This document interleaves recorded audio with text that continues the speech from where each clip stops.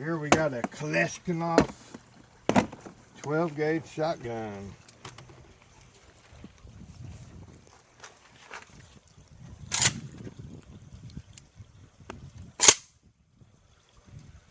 Pretty nice and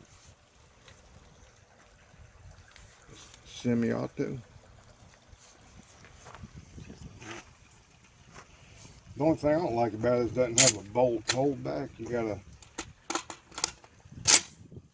got to pull that back to put a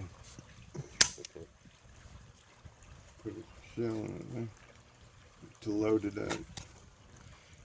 Pretty nice looking mag, and the Manuel. That's unnecessary. We're not professionals here. Okay, so